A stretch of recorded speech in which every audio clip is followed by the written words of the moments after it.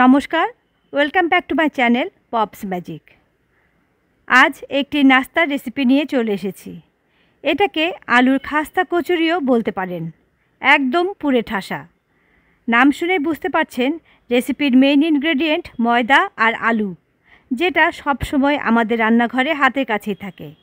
আর এই নাস্তা বাড়ির ছোট থেকে বড় সবাই খুব পছন্দ করবে। বিকেলে কিছু খেতে ইচ্ছে করলে বা বাড়িতে গেস্ট এলেও সহজেই বানিয়ে নিতে পারবেন। একটা ভেঙে দেখাচ্ছি, দেখেই বুঝতে পারছেন এটা কিন্তু খেতে খুবই টেস্টি হয়েছে আর বানানো একদম সহজ। চলুন মূল রান্নায় তাহলে চলে যাচ্ছি। প্রথমেই ডোটা রেডি করে নেব। এর জন্য একটা মিক্সিং বোলে নিয়ে নিলাম 2 কাপ ময়দা। আপনারা আটা দিয়েও করতে পারেন অথবা আটা ময়দা মিশিয়েও করতে পারেন। দিচ্ছি 1/4 চা চামচের কম নুন, 1 চা চামচ চিনি আর 2 টেবিল চামচ সাদা তেল। ভালো করে শুকনো উপকরণগুলো প্রথমে মিশিয়ে আমি ময়ান দেব। এই ময়ানের কাজটা কিন্তু ভীষণ ইম্পর্টেন্ট। একটু জোরে চেপে চেপে ময়ানটা দিতে হবে। ময়ান দেওয়া ভালো হলে কিন্তু নাস্তাটা খাস্তা হবে। দেখুন, ময়দাটাকে এভাবে চেপে ধরলে সুন্দর মুঠো করা যাচ্ছে। যদি এরকম মুঠো করা না যায় তাহলে আরেকটু তেল দিয়ে ভালো করে জোরে চেপে ময়ান দিয়ে নেবেন। এবারে অল্প অল্প জল মিশিয়ে আমি একটা ডো বানাবো। একবারে জলটা দেবেন না, তাহলে কিন্তু ব্যালেন্স করা মুশকিল হয়ে যাবে। অল্প অল্প জল দিয়ে দেখে নেবেন। ডোটা খুব বেশি শক্ত হবে না, আবার খুব বেশি নরমও হবে না। ডোটা রেডি হয়ে গেছে। এখন 1 চা চামচের মতো সাদা তেল আমি ডোটা গায়ে ভালোভাবে মেখে নিচ্ছি। এতে করে ডোটা নরম থাকবে আর ওপরটা শুকিয়ে শক্ত হয়ে যাবে না। এখন এই ডোটাকে আমি ঢাকা দিয়ে রেখে দেব 15 থেকে 20 মিনিট। এবার পুরটা রেডি করব। এজন্য প্রথমেই একটা হামানদিস্তায় নিয়ে নিলাম আমি 1 চা চামচ গোটা ধনে। ধনেটাকে আমি আধা ভাঙা করে নেব।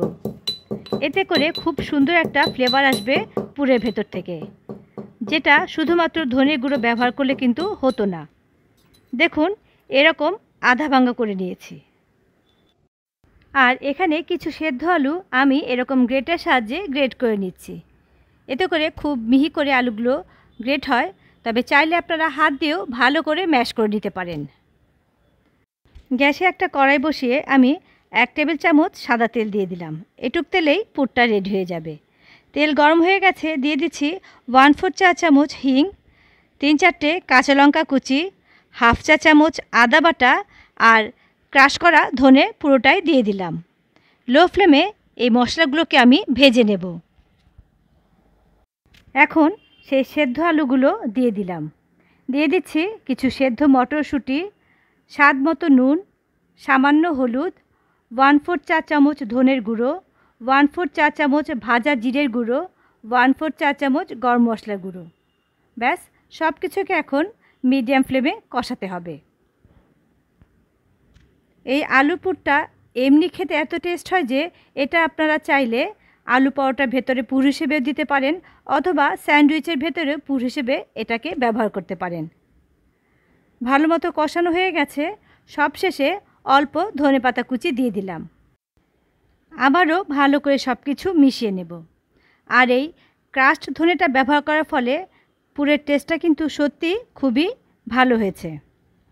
এবারে গ্যাসের ফ্লেম অফ করে পুরটাকে আমি নামিয়ে একদম ঠান্ডা করে নিচ্ছি। এদিকে 15-20 মিনিট হয়ে গেছে। ডোটা কিন্তু আগের চেয়ে একটু সফট হয়ে গেছে। আমি আরেকবার ডোটাকে মথে নেব। যদি দেখেন বেশি নরম হয়ে গেছে তাহলে অল্প ময়দা দিয়ে আরেকটু ভালো করে মথে নেবেন। তবে খুব বেশি শক্ত যেন না হয় এই ডোটা। এবারে এই ডোটা থেকে আমি কতগুলো লেচি কেটে নিচ্ছি।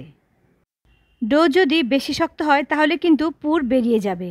যে কোনো পুর ভরার ক্ষেত্রে ডোটাকে একটু নরম করবেন, তাহলে অনেকের যে ভয়টা থাকে ফেটে পুর বেরিয়ে যায় সেটা আর হবে না। এখন একটা ডো নিয়ে আমি লুচির মতো বেলে নিলাম। বেলতে অসুবিধা হলে আপনারা অল্প ময়দা ছিটিয়ে বেলে নেবেন। এবারে মাঝখানে আমি উঁচু করে 1 টেবিল চামচের মতো পুর দিয়ে দিলাম। পুর কম হলে কিন্তু খেতে ভালো লাগবে না, বেশি ময়দা ময়দা লাগবে। এবারে চারদিক দিয়ে ভালো করে আমি এভাবে মুড়ে দেব যাতে পুর সহজে বেরিয়ে না আসে। আর বাড়তি যে ময়দাটা আছে সেটাকে ফেলে দেব।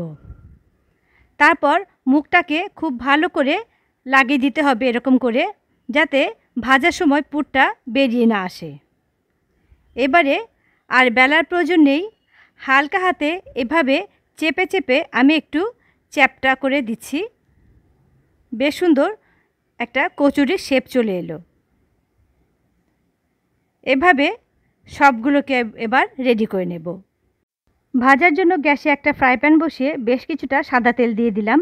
তবে ডুবো তেলে যেহেতু ভাজা হবে না, তাই খুব বেশি আবার তেল দেওয়ারও প্রয়োজন নেই। তেলটা হালকা গরম হয়েছে, একদম ধোয়া ওঠা গরম করতে হবে না। হালকা গরম হলে এবারে কচুরিগুলো আস্তে আস্তে আমি ছেড়ে দিচ্ছি।